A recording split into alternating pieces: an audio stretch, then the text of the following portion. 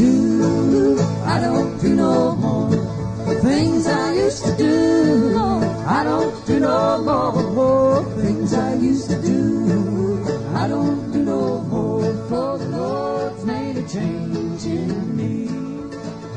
Hello, this is Real History with Melissa, and today is the 5th of September, 2024, and I am joined by Nick Hayes from Hayes Reviews.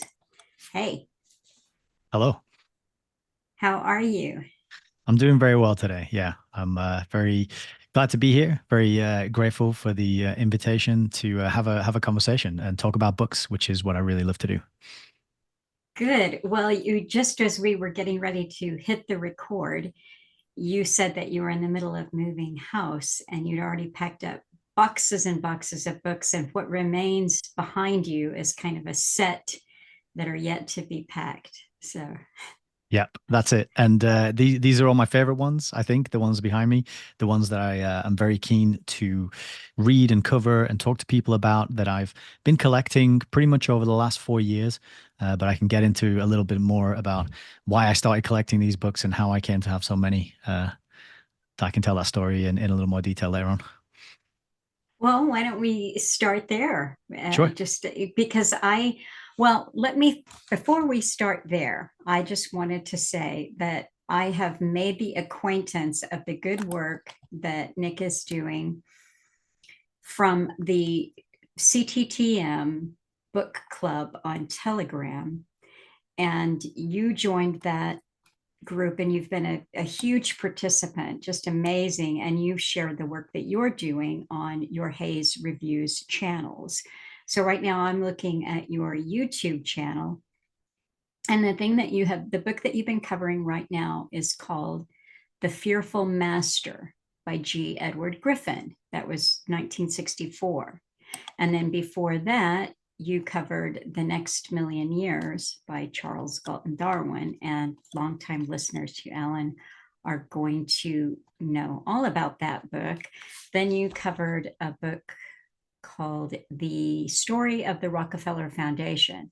And I had not heard of this book, but it's by Raymond B. Fosdick, 1952.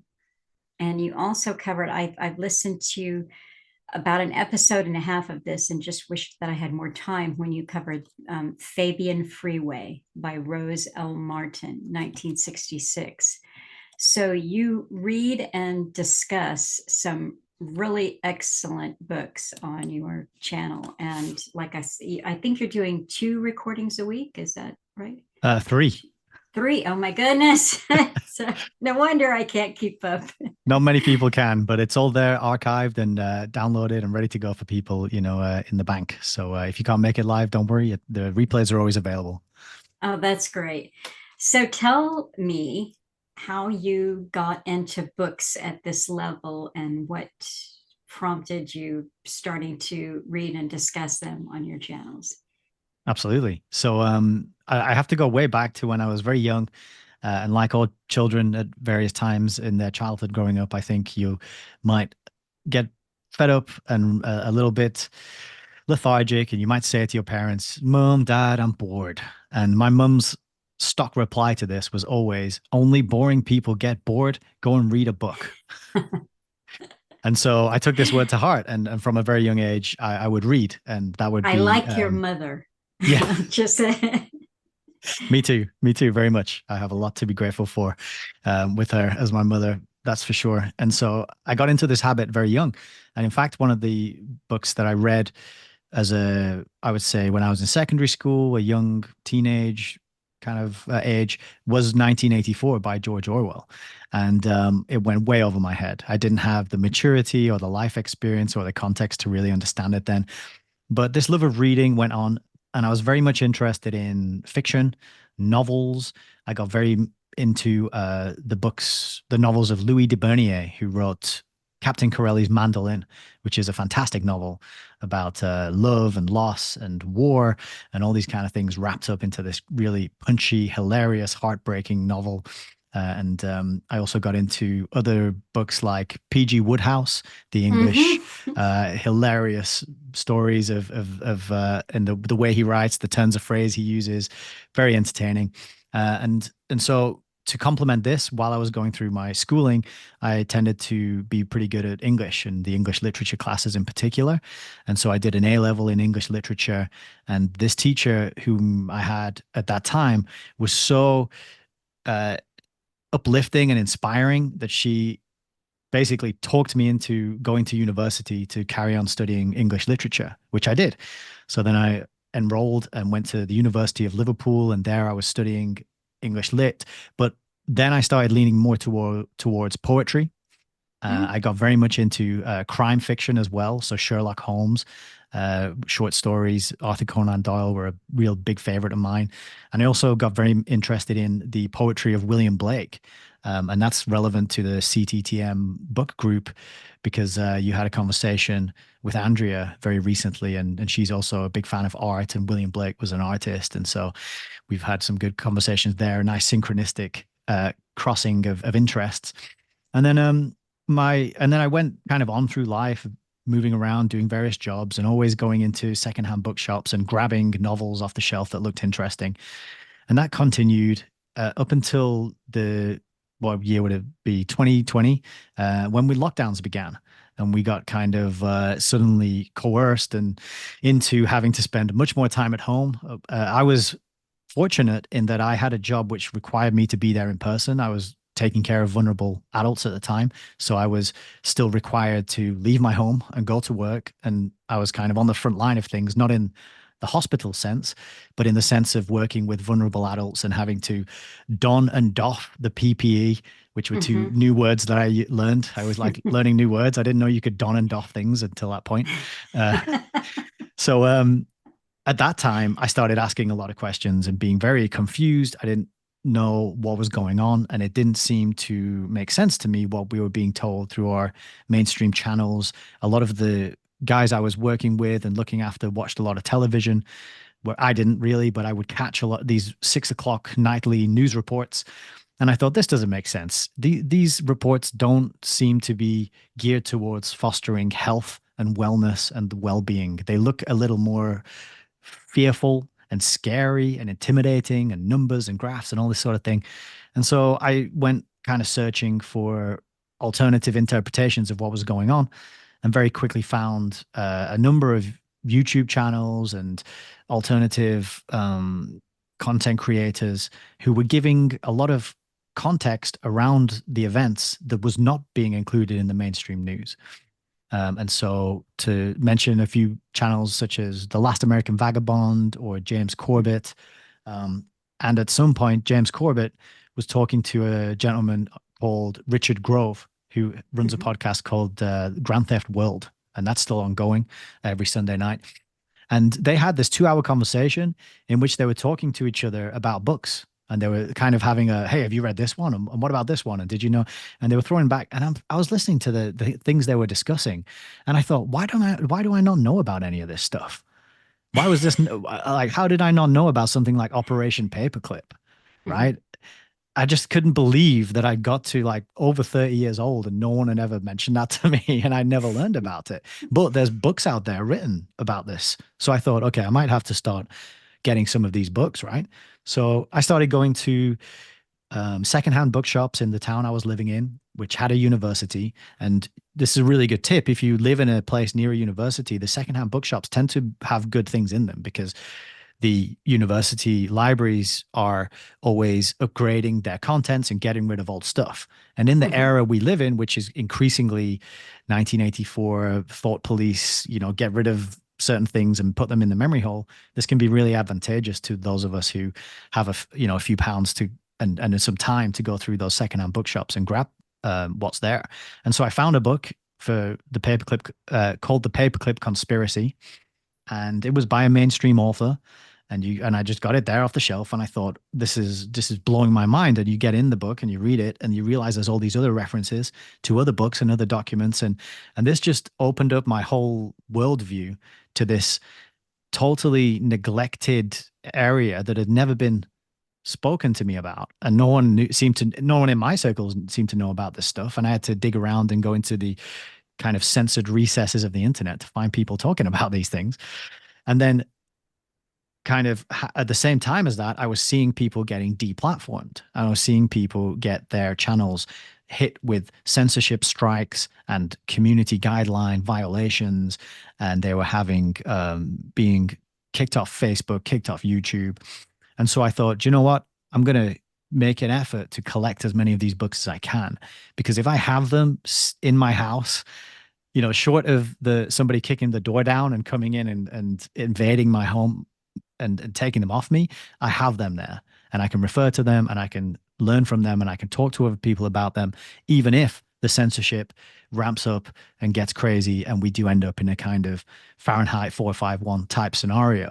So that was my thinking, really, just a concern about levels of censorship and a desire to gather information that was relevant. Because I thought, if I didn't know about this, then there must be, I don't know how many people out there who don't know about this and who would probably like to know about it. And so that's why I started collecting the books. And then around probably January, I think this year, I started live streaming. And initially I was going through news articles, mainstream news articles. And then I was contrasting mainstream news articles to some alternative sources. And I was trying to take people on this journey of starting with mainstream headlines and then going to these alternative places where you get maybe a different view on things. And I did that for a while, and I got some good feedback and a few donations. And with the donations to the channel, I bought a book cam. And when the book cam came, I thought, right, now I can just read these books. And you bought a what? A book cam. You can see it here. Here's my book cam. So this is my camera, and I just hold the book underneath it, and then people can. I know. I didn't know that was what that was called. It was a special thing, a book cam. Okay, cool. Yeah, or a document cam, it might be called. Yeah. Yeah. So that cost me, I don't know, about £150 or something. And then my show changed, and so then I decided, right, I'm going to live stream these books. I'll read them, books I haven't read, and we can do it with anyone who shows up, and we can have a back and forth and have a learning experience together. And it's really great because when I come across words I can't pronounce or I've never heard of, then people in the audience can look them up for me and help me to pronounce them properly. So it's really it's a good thing to do live, and it's been a really edifying and entertaining and fun journey. And as you mentioned at the start and asked me about the video output, I do 3 a week. I try to do 3 a week because otherwise it takes too long to get through a book. And I think we've done 9 books now on the channel, and the 10th one we've got lined up is going to be a real humdinger. So yeah, have you announced it, or yeah, have you? I've got it. Okay. I've got it right here. I can show it now. And this book is the Milner Fabian conspiracy. And in the intro to this book, he says that he's following on the work from Carol Quigley in Tragedy and Hope and Rose Martin of Fabian Freeway, which we've already read on the channel. And he said, I'm going to make a point to try to keep up on this one because that looks great. This is going to be a good one for sure. It's really hard to find. There's maybe 10 copies available online that I can find, and they cost between $80 and $300. I bought it a long time ago when it was much cheaper, but nowadays it's I don't know if that's deliberate, if it's getting memory hold, or if just people are onto it. It is deliberate, and I'll just say that I won't be purchasing a copy at that price. I'll depend on you and your book cam.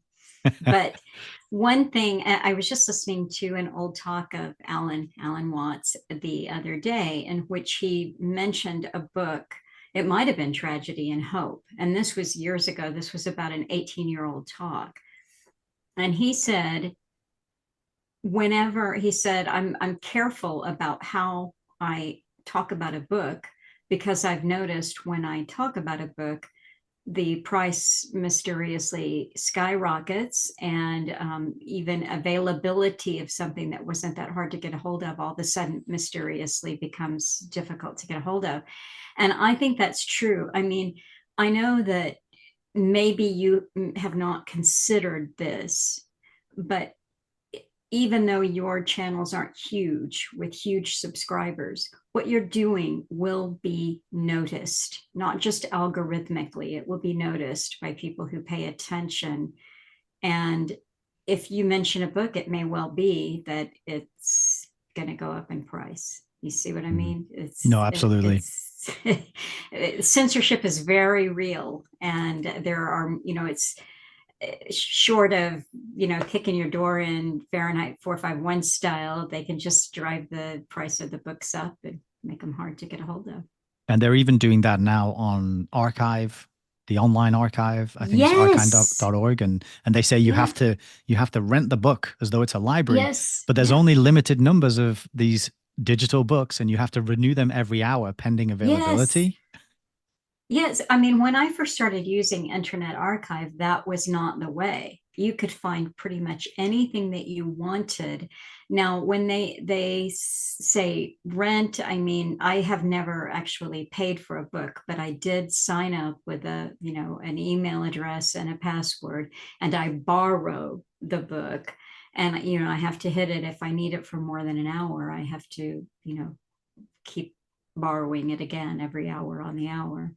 So that's, and the other thing too, I was looking at a more scholarly work, an article, and I ended up having to sign up for something. I mean, it was a freebie, but I don't like giving my information out, just to any, but it's one technique of censorship is put it behind a paywall. Another technique is you've got to log in, give a little bit of your personal information if you want to borrow that. But you'll find so much good material is only available on things like, Oxford or Scribd or Cambridge, or, things that you have to sign into if you want to see it. So it's good that you're doing this. I do worry sometimes that, I'm letting the cat out of the bag by putting all these books in one place and talking about them, and, maybe driving the price up. But like we mentioned at the start, I think before we came on, the person who helped you move said when he helps people move, people rarely have collections of books these days. So there are really not that many people doing it, like collecting books and building up libraries in the same way. And the way I look at it is, well, there's not much point in me having these books and just sitting on them. I've got to try and get them out and help other people to benefit from the contents.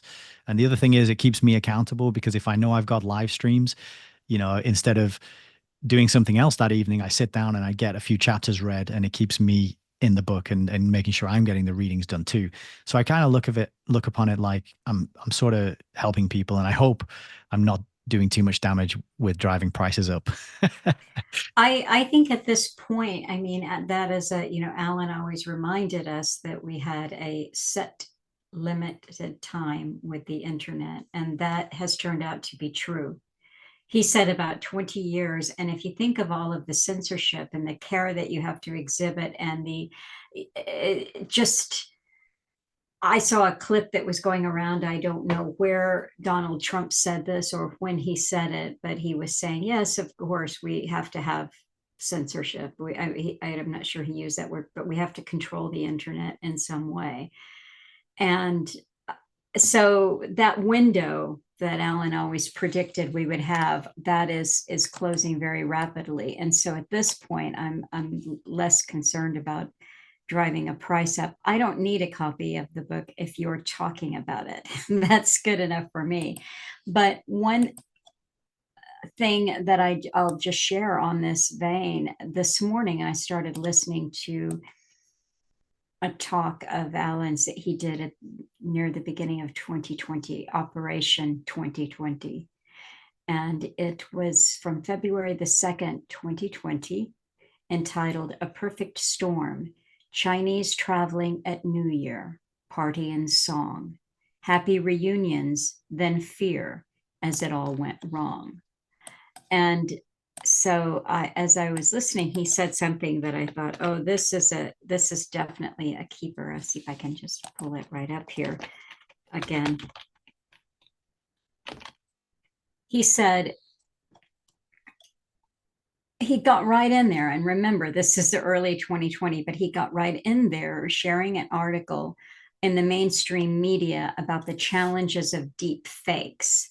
So immediately they were planting the idea that you can't trust what you're seeing, that misinformation, the internet is rife with misinformation. And he was reading the article, I can post it with this talk. It was from an innovation summit that was being held. And the woman said, this is the challenge of deep fakes. Over the past decade, social media has provided a rich source of news for media companies. Yet the phenomenon of fake news, and in particular, the emergence of deep fakes, has meant that organizations have had to tweak their approach.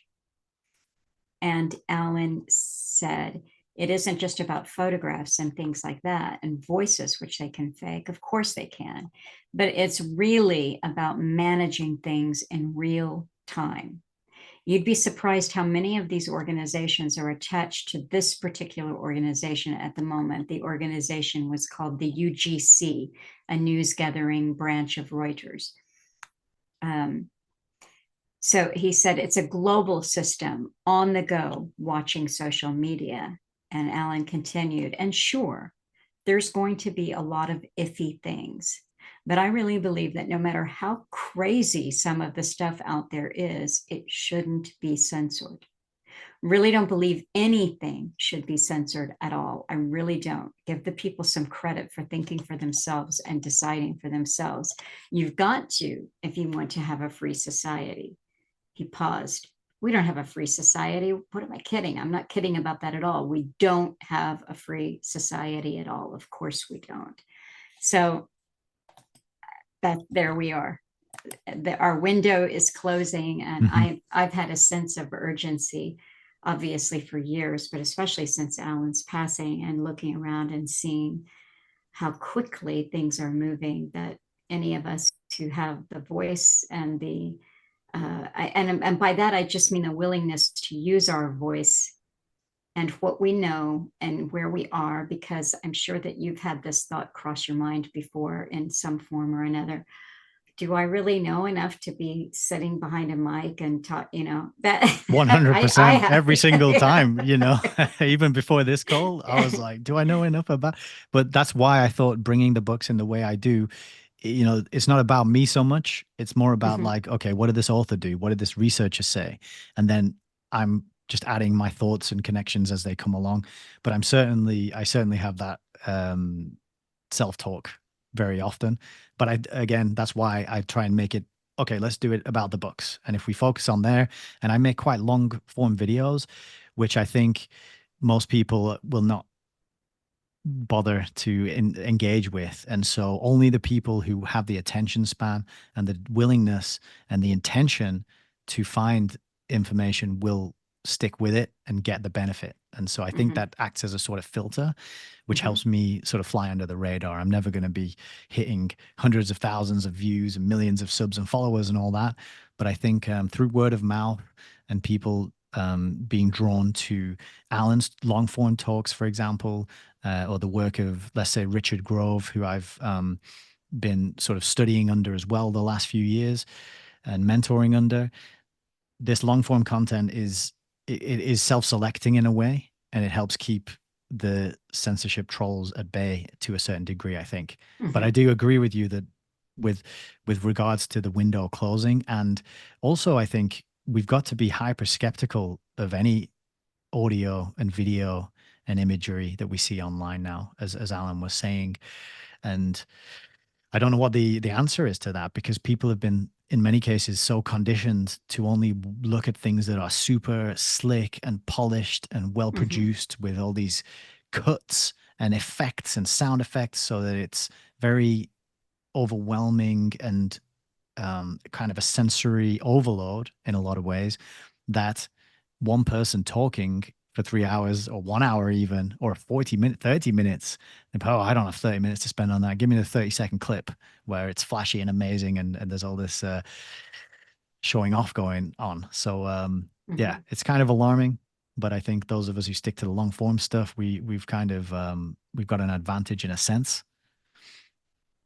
I think so too. And it might have been the Redux that I put up on Sunday, or maybe just another random talk that I was listening to. But Alan made a point about popularity, and I cannot recall his words exactly, but it's basically, if it's popular, if it has a huge audience, one should be cautious, dubious, questioning. So it seems to be, unfortunately, human nature gravitates towards the popular, the famous, the well financed, and so forth. But just as a rule of thumb, if it's popular, I go, I wonder why.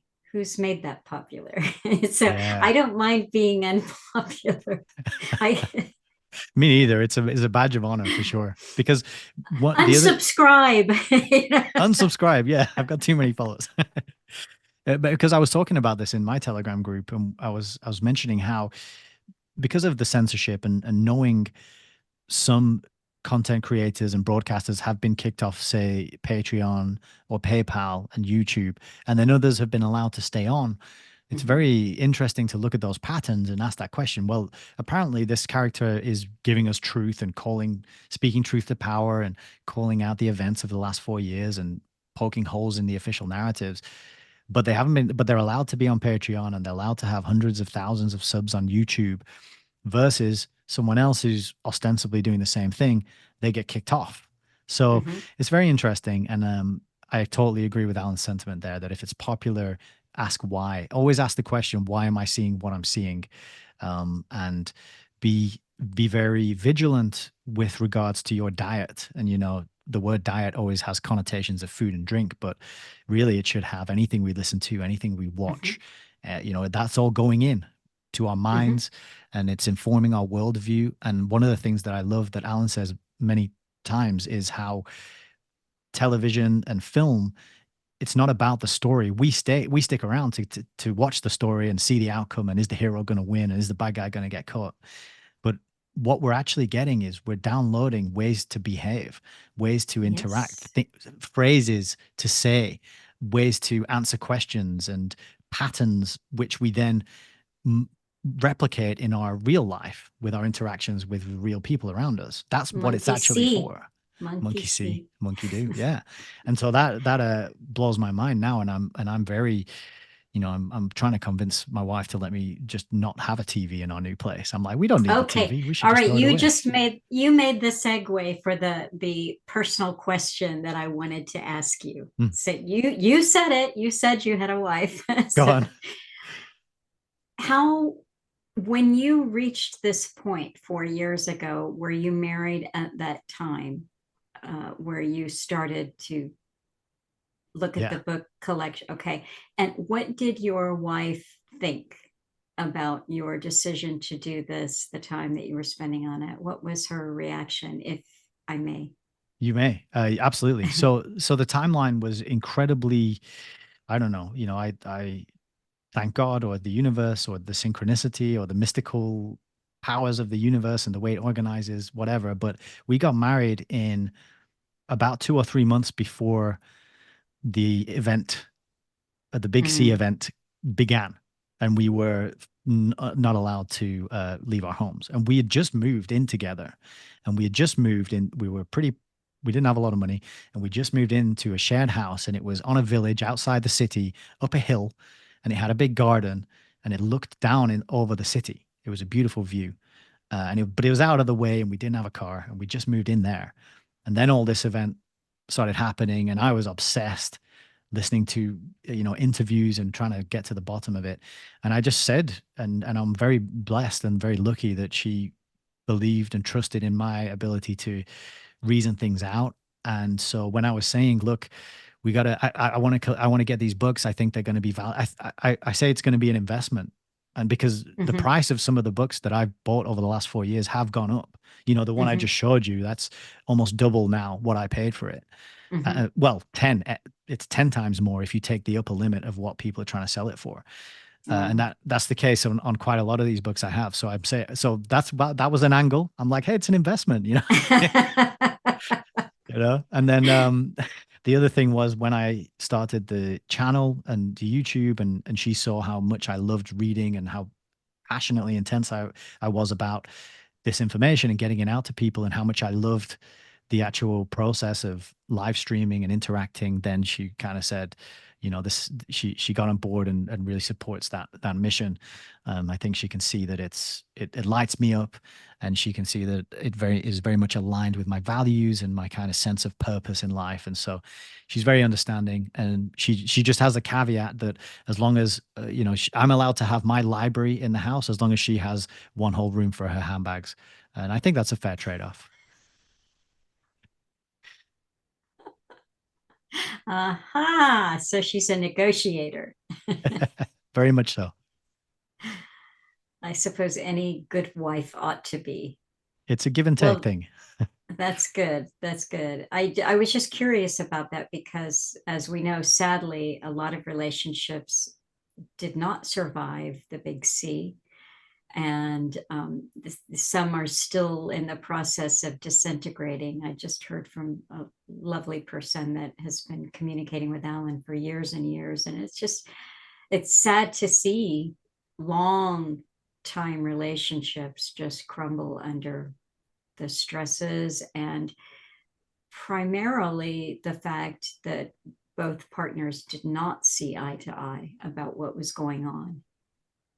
And that's a Absolutely. huge thing. Yeah. It's heartbreaking too. And I think one of the deliberate intentions of that whole operation was to do just that exact thing. Because we know that the traditional institutions of marriage and monogamy have been under attack for a long, long time through a variety of mechanisms and programs. And this was another way to really drive home that wedge. And I talked to people as well who vehemently disagreed, and people went off and did things without the consent or the knowledge of their partners. And I'm just so blessed and grateful that we managed to remain on the same page. And I was doing the lion's share of the learning throughout, because I was doing a lot of bike riding at the time, because I had a 40-minute bike ride to work and back. So every time I was on my bike, I had headphones in and I would listen to all manner of different speakers, and nothing added up. And so I'm just very lucky and very blessed that that I could communicate that, and I have picked a wife who trusts in my sort of ability to discern. And also, I think when I voiced what I'd learned and pointed out the holes and the gaps and the contradictions and the nonsensical things, she kind of said, yeah, you're right, that doesn't make sense. And so she could start to see it as well, and had the same idea as me, as that once you can see it, you can't unsee it. And so Right. I very much helped get her to that point, because I was, for all intents and purposes, fast asleep. I was just a normie, no plans, no understanding of the big picture, how the world works, nothing, until that happened. And then I started paying attention and trying to learn. And so she was kind of coming along that journey with me at the same time. And we were watching all whatever was coming out. And I won't name names in case we get stuck in the algorithm ghetto or something, but Indeed. So we were chatting along, and we have not talked yet. Neither one of us has said Animal Farm.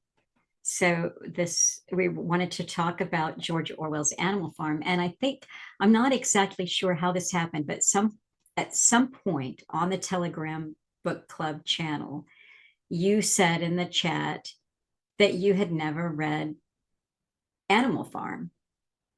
And I saw that and I said, oh, Nick, come and do a real history with me, and you will read Animal Farm. I will reread it and we will discuss it.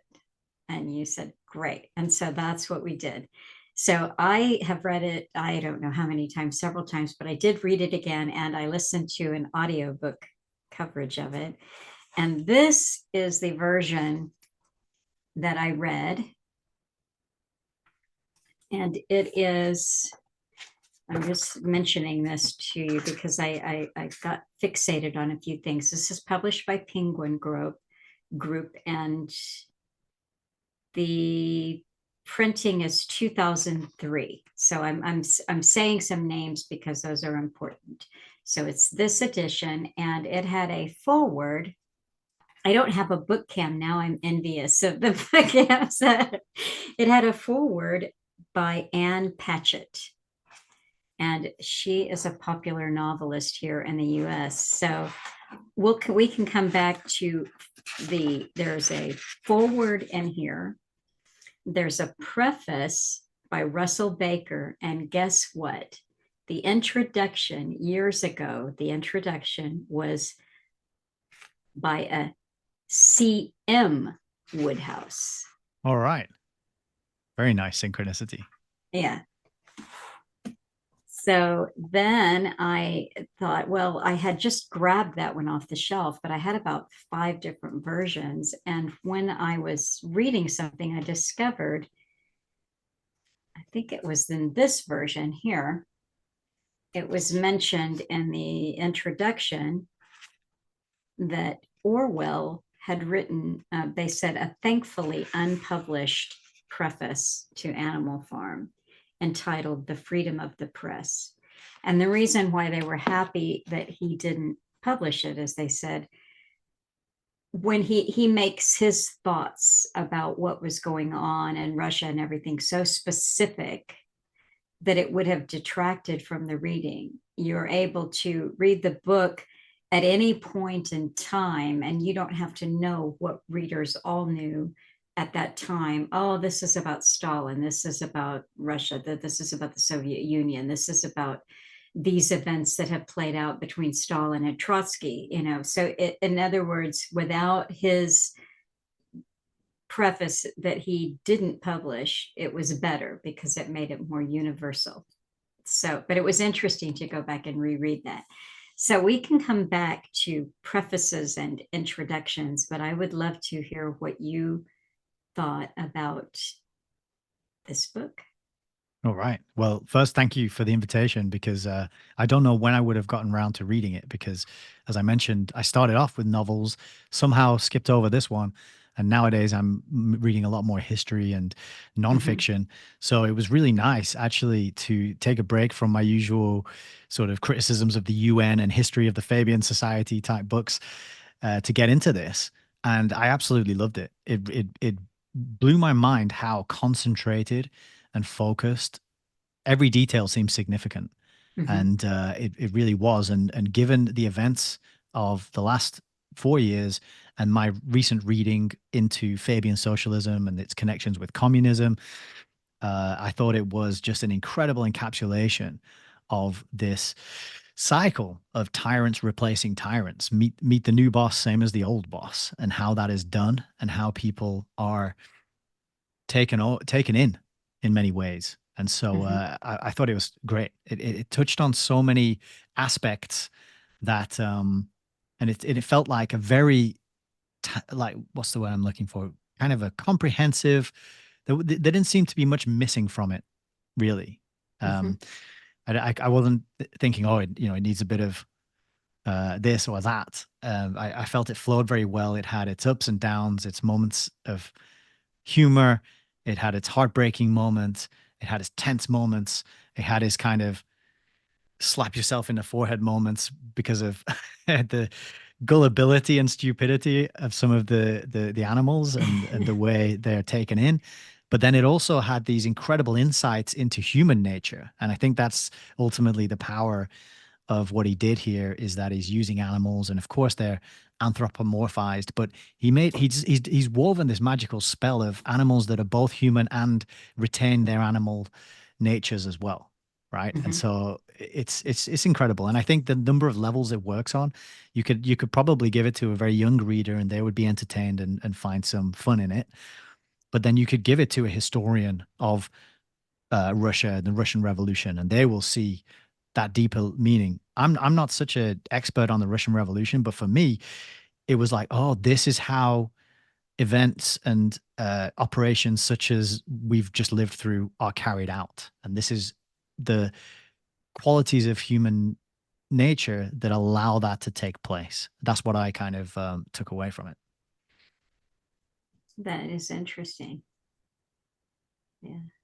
I agree. I mean, it had been a few years. I had seen a filmed version of it in the last few years, but it had been quite a number of years since I had read the book. And I forgot how many laugh out loud moments there are.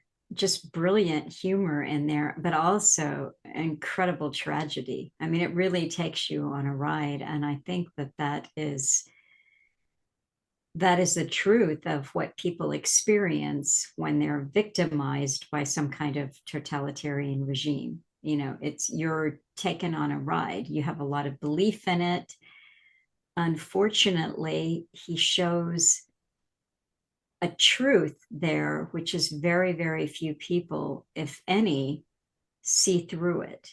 Very few animals see through it, right down to the end where they're taking Boxer away, and they, the excuse is, well, of course, the veterinarian, the hospital just had to buy the truck and they hadn't had time to repaint it, so he didn't really go to the knacker's yard. That's just, how could you even think that we would do something like that? And that's how propaganda plays on us. It's We're gaslit all the time with it.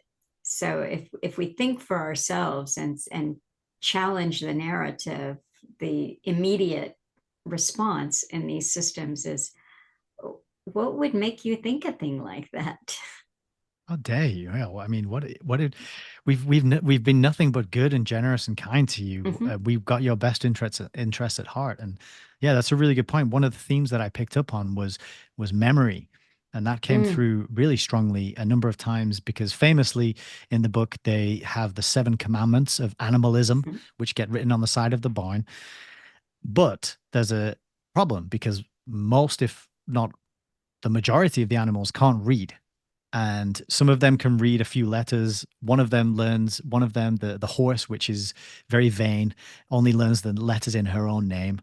And there's the part where Boxer, the hardworking, like stout and muscly work horse, he only learns the first 4 letters of the alphabet, and he struggles to learn the next 4. And when he does learn the next 4, he's forgotten the first 4, and so he just makes peace with the fact that they only ever know the first 4 letters of the alphabet. So And it's heartbreaking at the end because he's looking forward to retirement when he can learn the remaining letters of the alphabet. That's yeah, his big goal. that's what he's going to do in his retirement. Yeah, and so there's like an exploitation of innocence in there as well. But Mhm. to go back to the memory issue, they write these commandments on the wall of the barn, and then something happens where an animal breaks one of them, and most of the animals they can't remember, and only if small, maybe it's even just one animal says, "Hang on a second, didn't one of the commandments say that the animals shouldn't drink alcohol?" And then that animal can't read, so they have to drag another animal who can, and they say, "Can we just read that to me again?" And they read that commandment out, and it says, "No animal shall drink alcohol to excess." And it's been updated. And this happens with 4, I think, of the commandments. And so there's this rewriting of history. You can tell it's a similar theme that is in 1984, Orwell's other masterpiece and celebrated book. Things getting memory hold, and the history being rewritten, and people's names being crossed out, and therefore they never existed because they're not in any of the books written about the history, right? So there's this gaslighting, there's this exploiting of innocent, simple-minded folk who just assume the best in other people. Like, Mhm. I would never do that, so why would Napoleon the pig lie? Because I would never lie, so why would the people in charge lie? They just wouldn't do that. There's no reason to do it. Mhm. And they have this sort of projection of how they live onto everyone else, not realizing that there's psychopathic, manipulative, power hungry totalitarians out there who will do anything and everything to gain that power and keep hold of it. So that really stood out to me as well. Yes. Yeah, that's interesting. And they're all, you've got the useful idiots too. They're not at the top, but they're happy to, Moses, they're just they're gonna go along, and whatever's happening, That's who they are, and that's who they're with. They're the ones who, even Molly in her own way. I mean, you can't hate Molly too much, but she's just not a revolutionary. She No, likes sugar and ribbons, and she'll go where the sugar and ribbons are. that's funny, because Melissa, I was looking at your most recent Real History episode to make sure I could sort of record this one in a way that similar sort of format.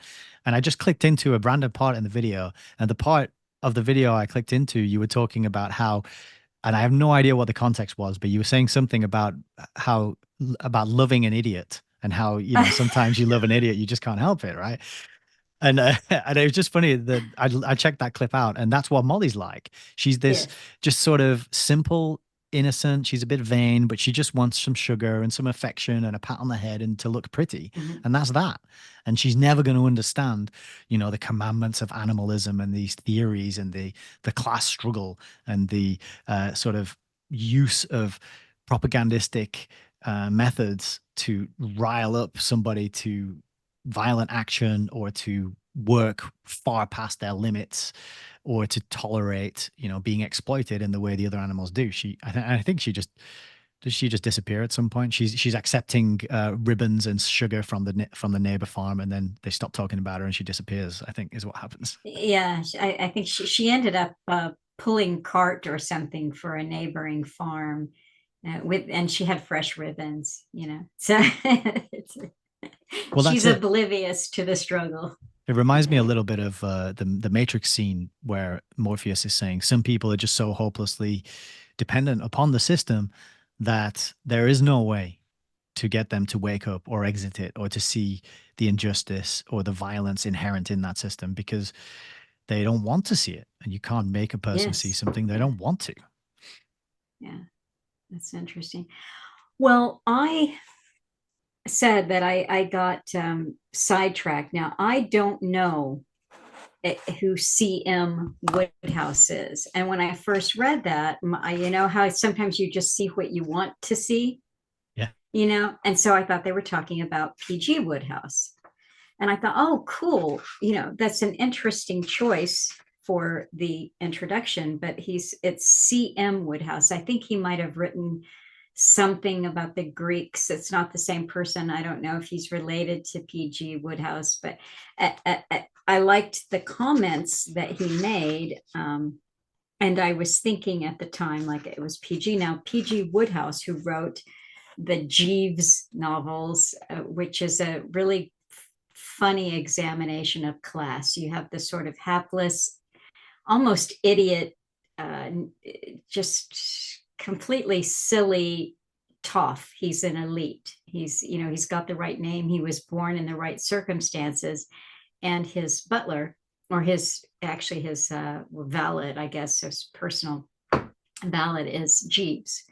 And they've made tons of movies with this and TV series, and the novels are hilarious. It's been years since I read them, but that's who I thought we were talking about. And that Woodhouse spent the war partly incarcerated in Germany. He had left England because of tax burden and lived with his wife in France, and then had ended up in Germany during the war, and had received a lot of flack from his fellow Englishmen and even some Americans. There were excuses made and so forth. He was defended. But because he had done a series of kind of humorous broadcasts on the radio out of Germany, and he was accused of treason, and it all blew over and everything. So I thought, well, that's an interesting choice for the introduction. But then I looked at it a little bit later and I'm like, I don't know who C.M. Woodhouse is. That's amazing, though. I didn't know all that about P.G. Woodhouse. Yeah, and very interesting. And, in a way, when I was looking at this is an aside having to do with nothing, but he struck me almost, Woodhouse, as a kind of Molly, because he, unlike the intelligentsia, he was just someone who liked to write novels. They were entertaining. He was not political in his lifetime. Everybody said he was not political. and he wanted to do this, and they all, at that time, I think the mood was, you have to be, if you're a novelist, if you're writing, you have to be political, you have to be putting your talents towards politics. So he was Molly, no, I just, I want my sugar and my ribbons. But so that was whoever CM Wodehouse was, that was at the within 10 years of the publication of the novel. And then it had a preface by Russell Baker. And Russell Baker wrote a lot of things. And so I was just trying to think the timing of when they wrote, what did they say? So the preface here is by Russell Baker, and he said a few things that I thought were interesting. He said Orwell with Animal Farm in 1984 and Arthur Koestler with Darkness at Noon were read on campuses everywhere, and so spread a mood of pessimism, which was probably responsible for a great deal of the intellectual community's enthusiasm for the Cold War. Aldous Huxley's utopian Brave New World, with its portrait of a heavily drugged society easily manipulated by politicians, also had considerable vogue in this era. What all had in common was a depressing pessimism about the future. Like so much other writing of the era, they rested on the assumption that individuals were no match for the efficient new technology at the disposal of totalitarian politicians. It was pre-2001. I made a note in the book. He goes on to write, well, here we are in that future that so many writers 50 years ago could only guess at. And what do we see? They were ludicrously wrong about the amazing efficiency with which totalitarians would destroy individualism. Why did they get it all wrong?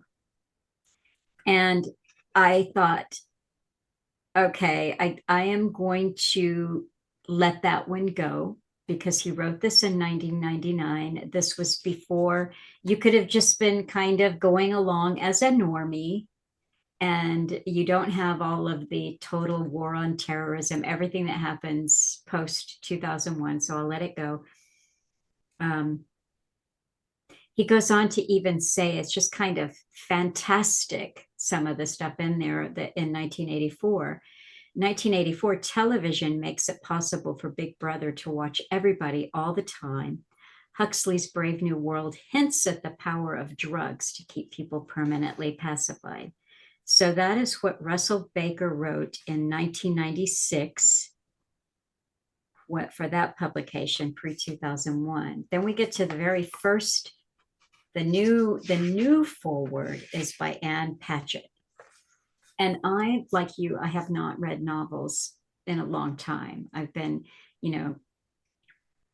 with Alan, we read some of the Sherlock Holmes stories. That was a pastime, and some Philip K. Dick. But for the most part, it was all nonfiction all the time.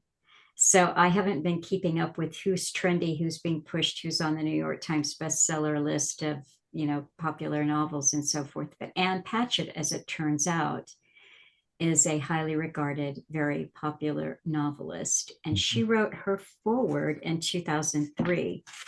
And the more that I read it, and she wrote it, she said that this was in her library when she was a schoolgirl, so young. And Animal Farm was not part of my library as like a preteen. It was not considered a children's book. It was something that you read, but not when you were 9 or 10 or 11.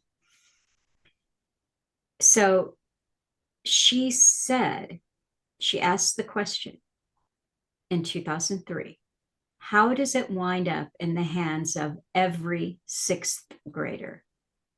And then she answers that question. She said, one obvious part of the answer is that Orwell's vision of the future never came to pass.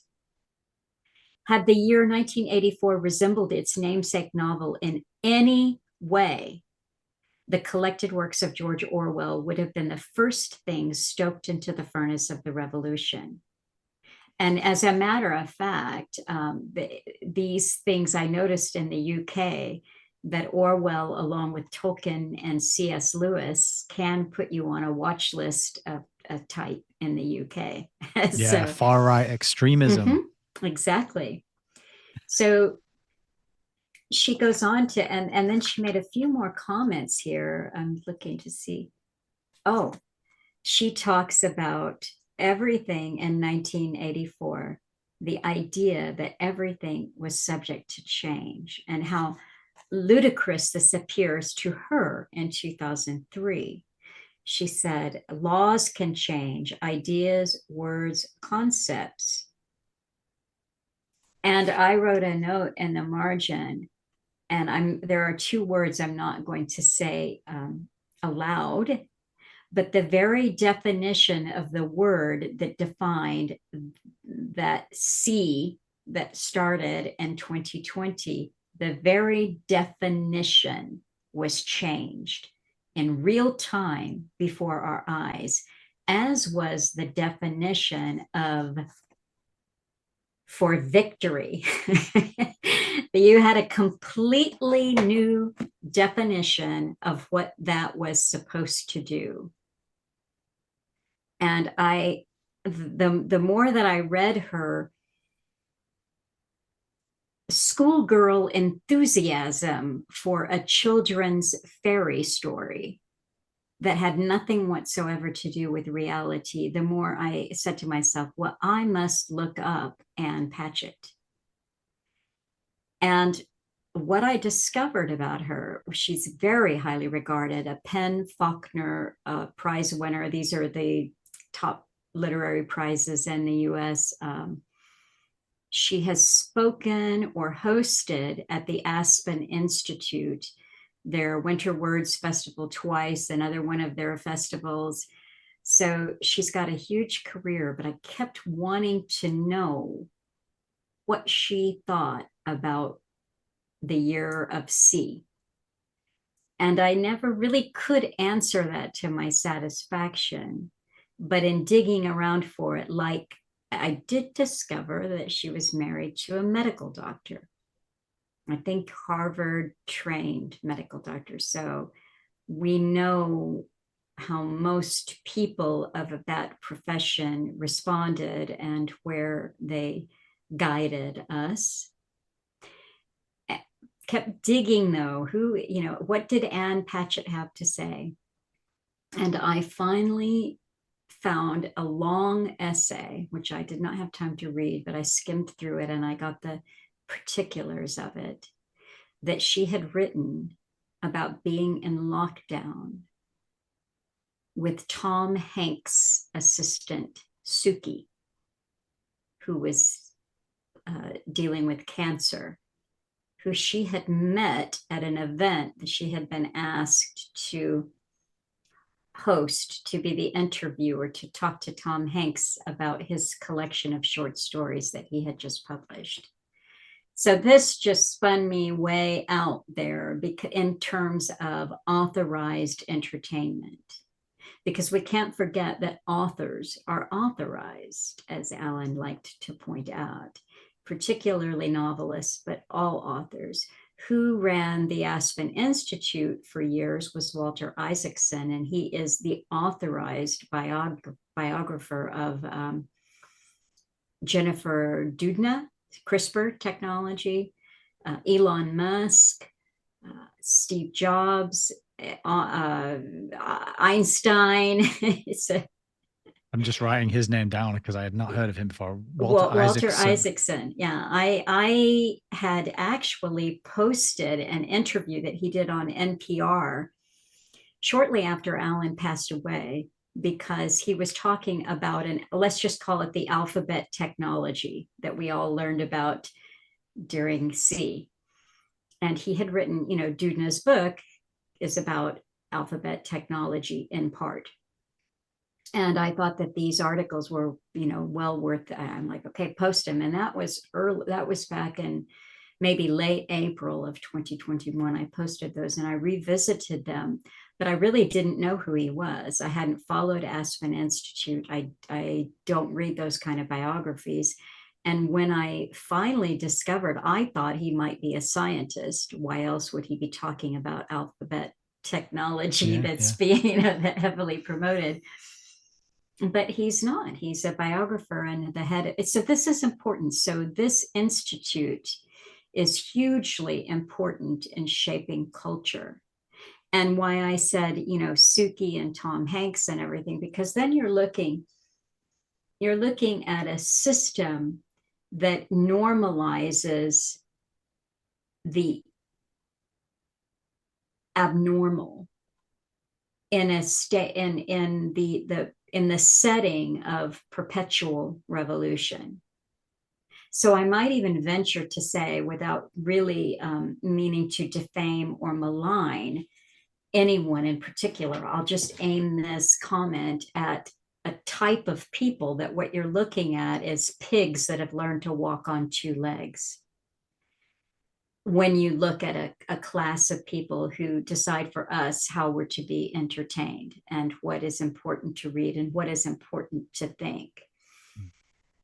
Because one of the very, very first stories that I remember catching my awareness, it's early days. You've got about a month or a little bit more than a month of the intensity of propaganda and fear mongering and genuine stories of genuine fear. But in that time, in those early days, I remember reading that Tom Hanks and his wife had been in Australia filming, doing a film, and they got the dreaded C. And the stories were a little conflicting. At first, it was that they tested positive for the dreaded C. And then later stories said, oh, they had the symptoms of the dreaded C. But they were, first of all, hospitalized in Australia, and then they were quarantined in a hotel.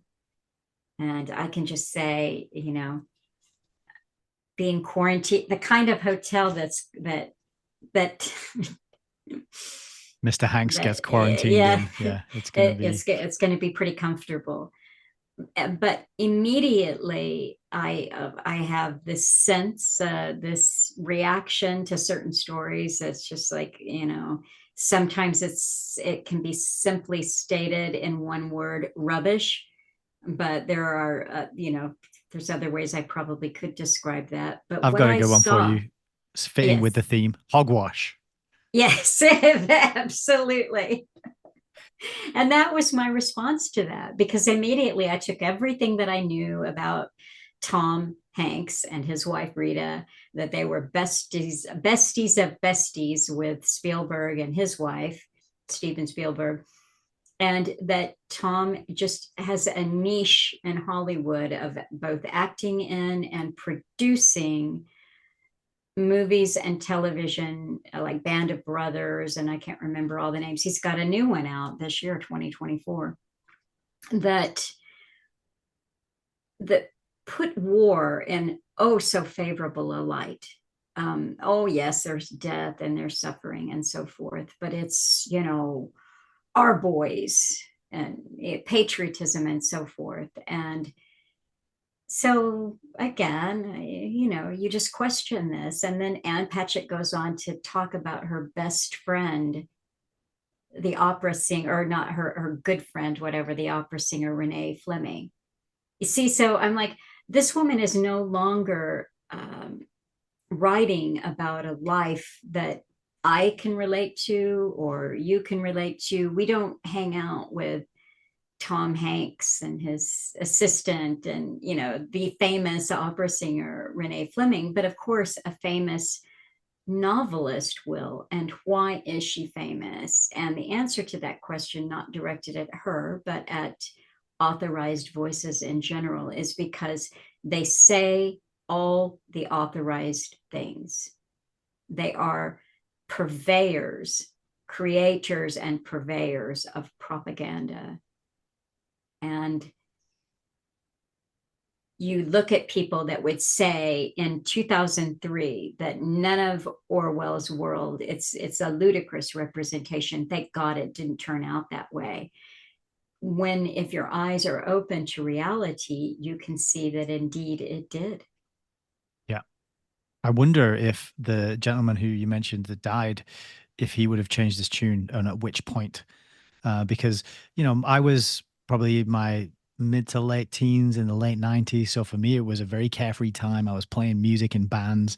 Yeah, I was driving my first car around and chasing girls and had a very easy time of life. We were just getting the internet. We just got Sky TV. It was a very kind of things can only get better type of mood for me. And that was actually the theme tune that the Labour Party picked. You can walk my path. You can wear my shoes. Learn to talk like me. And be an angel too. But maybe you ain't never gonna feel this way. You ain't never gonna know me. But I know you. Singing in our things can only get better. Can only get better. If we see it through, that means me and I mean you too. So teach me not to things can only get better. Can only get take it on from me, you know. I know that things can only get better. I sometimes lose myself in me. I lose track of time, and I can't see the woods for the trees. You set them alive, burn the bridges as you go. I'm doing too far down. I got the best know how to do it. And then you say, walk my path with my shoes. Talk like that, I'll be an angel. And things can only get better. Can only get better. Now I found you. Come in with you tonight. Things can only get better. Can only get better. Now I found you, and you. Around that time as well to help get them. Tony Blair's Labour Party here in the UK, they campaigned on that, a song that had that lyric, things can only get better. So but you went, barley mash for everyone. yeah. And so I can understand. I had no idea these. I thought having a computer and a laptop was a great thing, and a webcam and a phone with a camera on it, and not at all connecting that. Even though I'd read 1984, as I said, it went way over my head at the time, but not even connecting that with the telly screens always watching you, you know. But I think in this day and age, it is much more overt than it was then, you know, 26 years later, 27 years later. So I'd be interested. I wonder if he would have changed his tune. In the case of the second author you mentioned, I forgot her name already, which is probably a good thing. I don't need to remember it. But Tom Hanks's friend. Exactly. Yeah. They get the fame in return for agreeing to stick to the script, I think. And I think that is the way to get any modicum or level of fame in this day and age. And even now I've been having discussions about YouTube channels that reach a certain size. I'm wondering, are they authorized in the same sort of way? Is there things that they will never say, and in return for that, they get hundreds and thousands of followers and so many views on their videos? whereas other channels are strangled, and their numbers are. I don't know what your experience has been, but the numbers I think are just totally cooked. I don't think they bear Hmm. any resemblance to No, what is no. actually going on. So we have no idea who's checking our stuff out and who's responding. I've had people tell me that comments are deleted moments after they're writing them in my chat. And the other thing I noticed about your YouTube channel is the notification bell. You can't switch it on. Yeah. and I don't know if that's a setting you've picked or if that's No, something. No, they've just done that to your channel. yeah. And there Wow. are other odd that, Alan talked, he said, I've been shadow banned for years. And he talked about just things that exactly what you're describing, where numbers are presented. He said, I know that things are very different than what you're seeing. And I don't spend a lot of time monitoring the different channels, but I happened to be on YouTube one day on my channel getting ready to do something. And I saw a video that I had posted recently. And the number, I actually did a screenshot then because I couldn't believe it. The number of views was very high, the highest I'd ever had. And I made a screenshot of it. I was like, well, that's wow, I can't believe it. And in real time, as I sat there, that the number changed, it lowered. It's And amazing. yeah, I can't remember where I've saved those. I'll try to find it, but I've seen a few different times where I'm like, wait a minute, yesterday I thought that had 200 views, and today it only has 165. How did that happen? So, And then you start questioning your memory, and then you're kind of like, yeah, hang on, did I yeah, remember it wrong? Am I starting to uh-huh. lose that ability? And just to kind of bring it back to sort of the book and Animal Farm, one of the notes that I made of things I wanted to comment on this topic of culture creation and authorized voices is that the Animal Farm and the revolution, they employ all these methods that are being weaponized and used against us, right? They Hmm. have a song and they chant it and they memorize it Hmm. and they sing it. They have a flag, a symbol to symbolize their efforts and their revolution. They have law. It's written on the side of the barn, as we mentioned, and it gets revised. And they have rituals where they parade around and they have a set uh, sequence of actions and a meeting every Sunday, and then they have an authorized version of history which gets changed. Oh, Hmm. but that snowball pig, he fought really hard in the battle of the cowshed.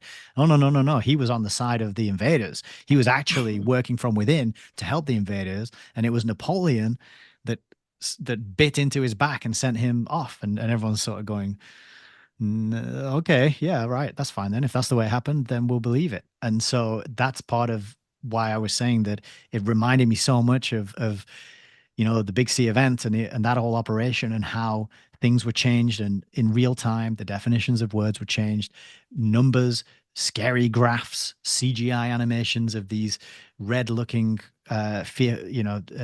fearful round balloon things that none of us can see with our naked eye, so we can't check. We just have to take it on faith that these things exist and they're flying around in the air and on surfaces, and you have to wash your hands and you have to be paranoid and scared all the time, right? So very similar tactics that I saw encapsulated in the story arc of this book that I'd lived through very recently. That's what made it so powerful to me.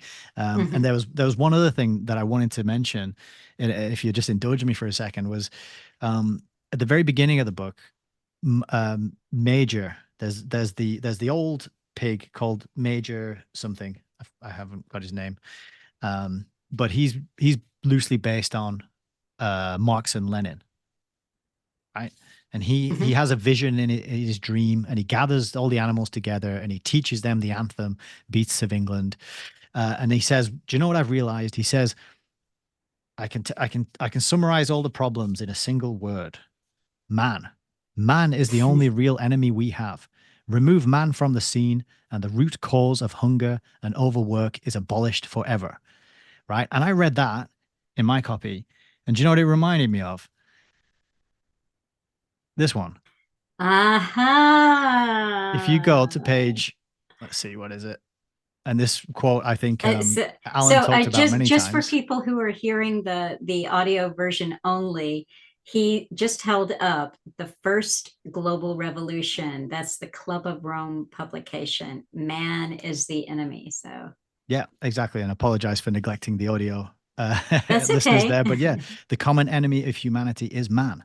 In searching for a new enemy to unite us, we came up with the idea that pollution, the threat of global warming, water shortages, famine, and the like would fit the bill. And in the end, it says the last sentence of this paragraph is the real enemy then is humanity itself. And I couldn't believe it. The parallel there. Mhm. When I read that, I thought, goodness me, Orwell was really communicating something to us that, that's 2 points of reference now for this, to back up this agenda and the mentality of these kinds of people who are rolling out and running these revolutionary type scams and schemes upon a largely unwitting, disinterested, apathetic, because they've been neutered via entertainment population, right? So I just wanted to make sure I got that on the record, because yeah, that blew my mind No, when I that's heard it. that's an excellent. I'm glad that you made that connection between those two books. That's that's a really great observation and connection to make. You said, what would this character Russell Baker say if he was alive? And that was a question that I actually asked myself about him, but also about Orwell, because you can get, I don't think we have time to go into it, but in this version, this edition that I held up, I don't have the publication date. I think it's 2000. Yeah. So this one from 2000, they have put in the back the preface that I mentioned, the unpublished Orwell, The Freedom of the Press. And it's very interesting that he makes, but he's talking about censorship and just what we were discussing with Ann Patchett or the whole class of people who understand what they can and can't say. Sometimes it's just intuitive, they just know, and other times it's more directional. And he goes into that here. He talks about the fact that a lot of times censorship isn't overt, it's not government, it's just the mass mind of that class of people simply know what is going to be popular, what is going to be acceptable, what you can and can't say. And, Orwell's criticism in Animal Farm of the Soviet Union was chiefly aimed at Stalin and Stalin's treatment of Trotsky and abuses that he saw, and also things that had happened to him firsthand. I think he was lucky to get out of Spain alive. He was detained there. Other of his compatriots were actually killed that had gone over there to fight. So he had all of this kind of in his mind. It's not so much that he was a criticism of socialism at all. And that's another thing that you really have to wrap your minds around, is that World War II managed to bring it managed to bring the UK into a completely socialized system. They weren't at the beginning, and they were when they came out. And the mood, or the majority mood, it seems to me, was in favor of socialism, and certainly Orwell was. He just didn't like what he saw with the Soviet Union under Stalin. And at the time, this is the reason why this went unpublished. He couldn't find a publisher for Animal Farm. He was rejected repeatedly because the mood in England was pro-Soviet Union. And nobody wanted, this is, right after the war, this is before the Cold War commences. And Stalin is the friend of the West, and the Soviet Union is the friend of the West. And it was so on the nose, his criticism, that anyone who was living through this would know, oh, he's talking about Stalin, he's talking about the Soviet Union. Nobody wanted to touch it. And he finally found a publisher in a Warburg. And the thing that I didn't have time to check out was to see if he was a banking Warburg, connected to those Warburgs. But at any rate, Warburg published this.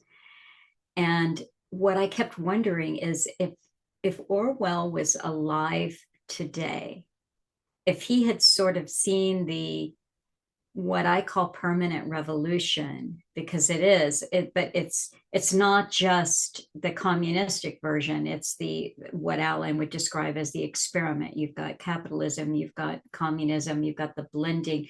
And so everything that has transpired, even through the periods of prosperity where you're bopping around, I'm bopping around, we're just, enjoying life and the idea that we have freedom and, fun gadgets to play with, et cetera, et cetera. It takes what it takes for you to see that operating behind this illusion, this propagandized illusion that you're free, that you're the freest of the free, is something much sinister that has never stopped, that has just kind of been marching forward. And so I kept saying, what would he say about the whole idea of socialism? Because, from hanging out in the chat there at Telegram and all of the things that have been discussed, there is, particularly in the book club chat room, there is the idea talked about regularly of technocracy and end of freedom, not just freedom to move about or say what you want uncensored, but literally going for your mind, your brain, that and this maybe is what is meant by 2 + 2 is whatever they want it to be. And you not only have to agree, you can't go along to get along. You have to believe that 2 + 2 is 5. And I think he was bright enough and also willing enough to see through the system and to see how ugly it could be in spite of its promised beauties and promised utopias. I like to think that Orwell would take a look around today and say, totally vindicated. Told you. Yeah, I think so as well. I think he definitely. I wonder if it was a mix of being around the types of people who were hatching these plans and probably being exposed to that in the same sort of way as the Huxleys were. And I think Orwell, I don't know whether or not he had some connection with the Fabian socialists. So, George Bernard Shaw and the Webbs and this whole crew. The end goal of all that has always been top-down technocratic control. They just haven't had the systems and the technology in place. And actually, I don't know if I have it over here somewhere, but I got an old pamphlet from 1933, and it's called Technocracy and Marxism. And I've misplaced it. It's somewhere. And I just couldn't believe that, because to me, as a relatively new learner to all these sort of things, I was like, I only learned about technocracy as a word in the last 4 years, but the concept goes back almost 100 years, if not further, and is linked with communism, socialism, Marxism.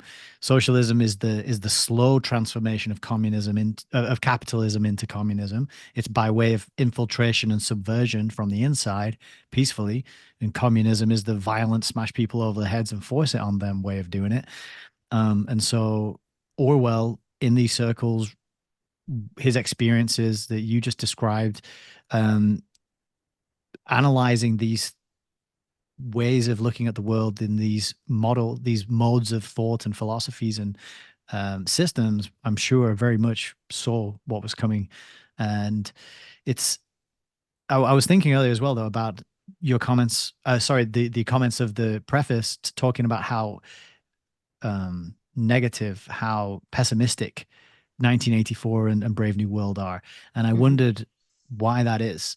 Did these authors, did they know it was all sewn up? and lock and case closed, this was going to happen and nothing could be done about it at that point when they wrote the books? Was it more of a demoralization tactic to prepare people's minds to accept it and think and believe there's nothing that can be done about it, so that that makes rolling it out easier? And I do wonder about that with regards to Orwell in 1984.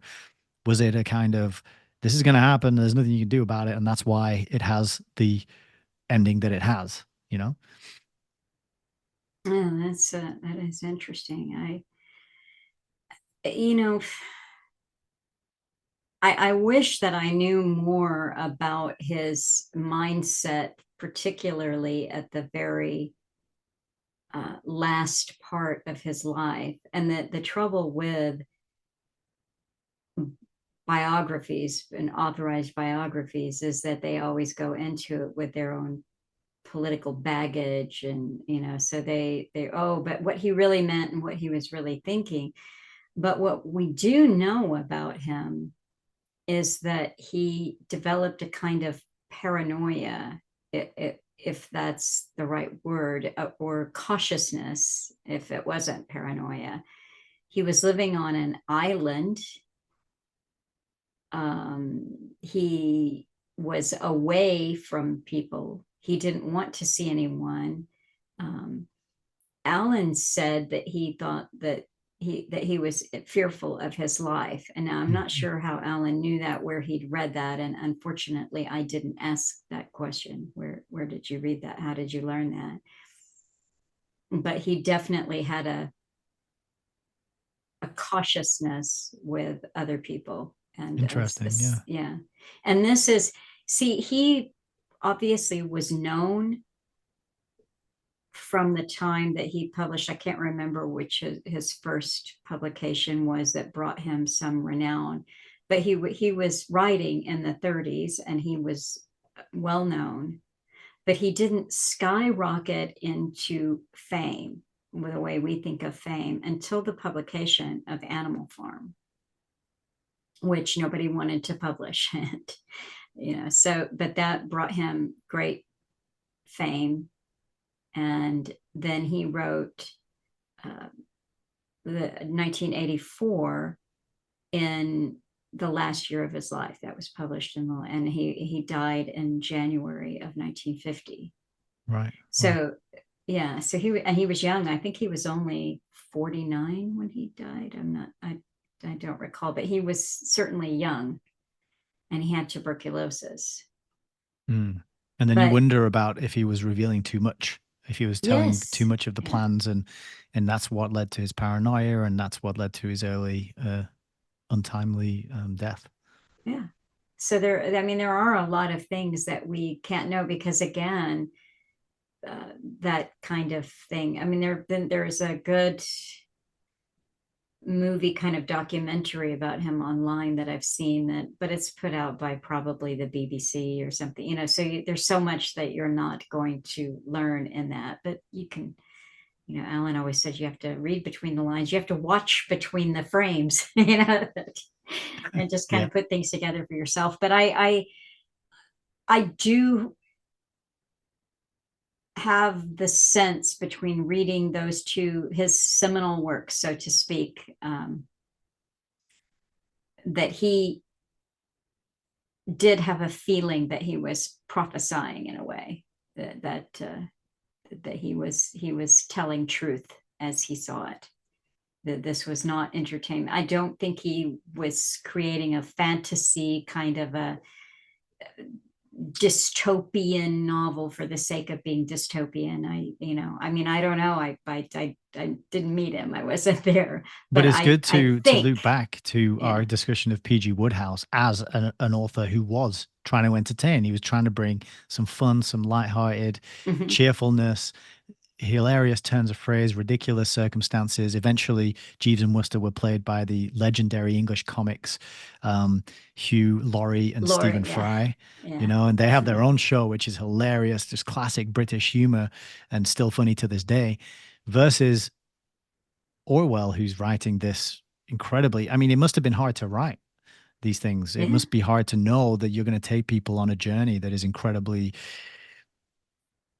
sad and dispiriting, and pessimistic. Why would you want to do that unless you felt it absolutely necessary and you felt it was very important and it needed to be done and nobody else was going to do it, right?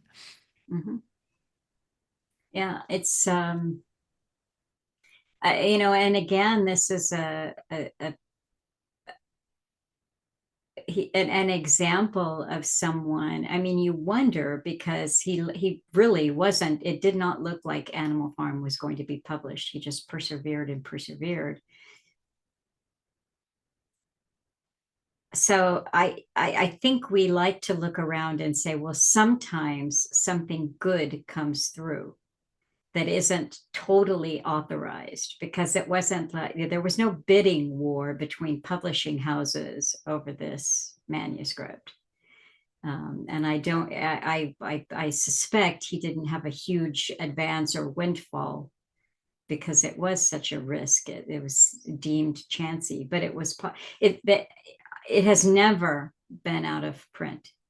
It's Wow. been in continuous publication from 1940. What year was it? 45. It was post-war by the Yeah, I time think, it got published, yeah, right? late 40s. 45 or 46 maybe. So between, say, 1946 to the present, that's a long time to be in continuous reprint. And I don't know the status of 1984, but I like to think that he really did have a vision that was quite dark. And you're right, who would want to inflict that on the world unless you thought that was absolutely necessary? Because, you know, it's anthropomorphized. So he's thinking about people. He's thinking about real leaders and real people sheep who really go along, and they're the first to, you know, just sing it loud. And we see that all the time. It's a tragedy of human nature that. Yeah, the point about the sheep in the book, and they are constantly chanting this phrase: four legs good, two legs bad. And the audio version I listened to, the gentleman who was narrating did a kind of bleating sheep voice for this, like four legs good, you know. It was so good, this version I listened to, because he did all the voices and he sang the Beasts of I England song. I took a peek when you posted that in the Telegram. I listened to some of that, and I'm like, oh, well, I wish I would have found that earlier in the week when after I read it and I wanted to listen to it. Mine was just a wee bit robotic, and then this is an actual real narrator with a great voice who's doing other voices. I'm like, ah. Yeah, I found it by accident, just lucky, but Yeah. it's a good one. And Hmm. what my interpretation of the sheep, and of course that, in the sort of circles we mix in, there's these words thrown around such as maybe normies or NPCs or sheeple, etc. And the sheep in Animal Farm, though, they reminded me of the people who you talk to, and then you realize that you're just talking to the BBC News, probably not the BBC Hmm. in where you live, Hmm. but sometimes I'll talk to CNN, people whatever. Yeah. and all I'm getting back is BBC News. And I just think you just watched that on BBC News at 6 o'clock last night.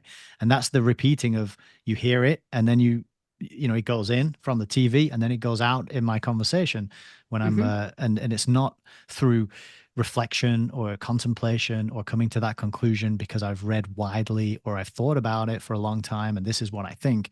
It's like download what I'm supposed to say, repeat what I'm supposed to say. And that's to me what the sheep represented in this book, because they shouted down the opposition to the dictator.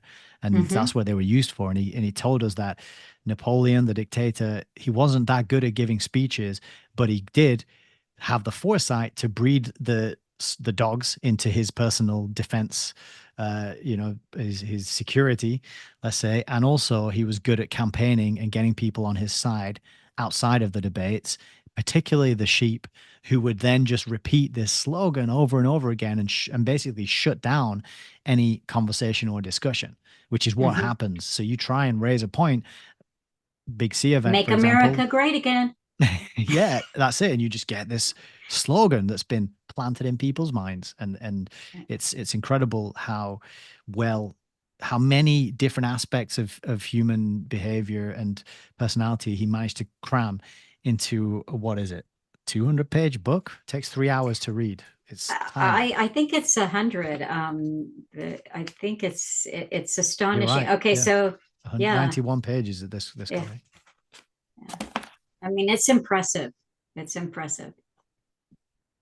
Yeah, and that was my interpretation of the sheep. And then one honorable mention I've got to say is to the cat, who was just allowed to be a cat the whole way through, and I thought that was hilarious because the cat just votes for everything, you know, on both sides of an issue, finds the warmest place to sit, and then doesn't listen to any of the political talkings and revolutionary speeches that are going on.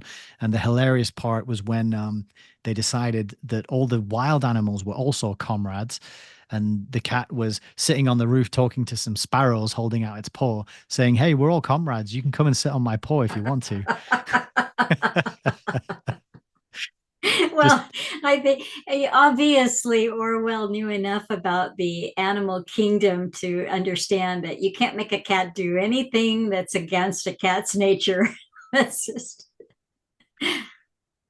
Uh, well, this has been a lot of fun. Is there anything that you had on your notes that you wanted to mention before we wrap up? Or no, I think I managed to hit all the points here. yeah, There was, you know, I was kind of there's so much you could get into because of all the parallels that he managed to touch upon. You've got Moses the Raven talking about the promised land of Sugar Candy Mountain, just on the other side of the yes. of the clouds, where we're all going to where we're all going to go when we die anyway. So, you know, don't worry about what's going on here. There was also the development of the kind of, I guess, philosophical system, animalism. And I always Mm-hmm, like to talk on my videos about all these isms that we're given, and how mm-hmm, much we buy into these isms without ever really knowing what they mean, what they signify, and having a definition. Yet people can get really up in arms arguing about mm-hmm, isms. So I thought it was fantastic that he put an ism in there. And then also, I think the other thing I didn't mention was the commandments. Again, touching on this sort of religion. You know, the biblical view being we got 10 commandments, the animals give themselves 7, and then by the end of it, it's down to 1. And that sort of reductio, um, removal of complexity so that it comes down to this one basic bottom, what am I trying to say? The lowest common denominator, which mm-hmm, ties into what we were saying earlier about when you want to get popular, and to become popular, you have to appeal to the average. And the mm-hmm, closer you are appealing to the average, the more popular you're going to be by definition, because most people are on the average, right? And mm-hmm. so the further away you are from the average, the less popular you're going to be, and the less likely you are to get support and listeners and viewers or whatever it is. And that I thought was an excellent encapsulation of just boiling everything down to the average, making everybody the same, getting rid of the differences and the cultural identities and the nuances of personality, and the people who just want to work really hard like Boxer, or the people who just want to prance around and look pretty like the other horse, Mm-hmm. or the old stubborn donkey Benjamin, who just doesn't get bought. He doesn't buy into any of it. He's like, I'm not getting excited about things getting better. I'm not getting depressed about things getting worse. I'm just stoic, you know, in my attitude. Things are going to carry on being the way they are. Yeah. So just a real sweeping tour de force of human psychology and human nature in 100 pages. And I just thought it was an absolute fantastic book, and Mm-hmm. really grateful to you for inviting me to read it and to come on and have a conversation with you, because like I said, I don't know when I would have read it, and it just, like many things, synchronistically popped up at just the right time and gave me a wonderful experience and insight. And I'm so glad that I now have that on my bookshelf, because I didn't have a copy of it before, and now I do. And I will be reading it many more Great. times, I'm sure, in the years to come. Excellent. Excellent. Well, I'm glad we did this too. Now, one last question before we go. Hmm.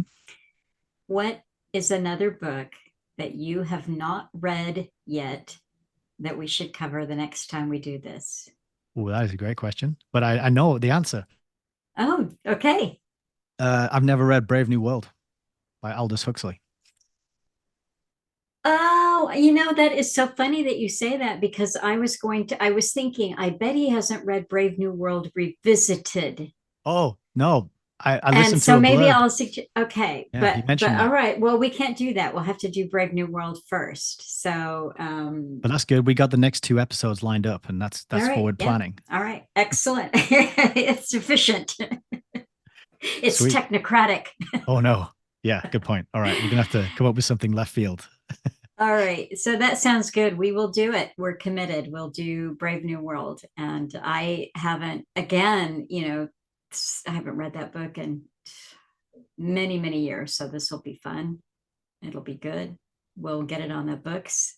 It's good for me too, because just like when you said you had to start live streaming to keep yourself on a schedule and everything, it's if I make a commitment, then I'm going to do it, but otherwise I go, oh, well, someday I'll get around to.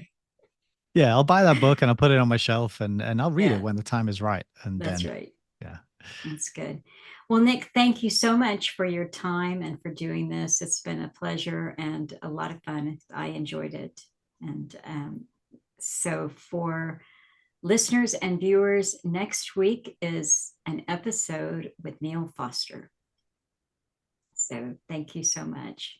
Awesome. Thank you, Melissa. I've enjoyed it very much as well. And I'm a huge fan of your work and Alan's work. And I'm very grateful that you're out there doing what you do. And it's an honor and a privilege to have had this conversation with you today. And I look forward to our next one. Okay, great. And don't forget, we don't want to be popular. So don't forget to thumbs down and unsubscribe. Absolutely. All right. Bye-bye. Bye.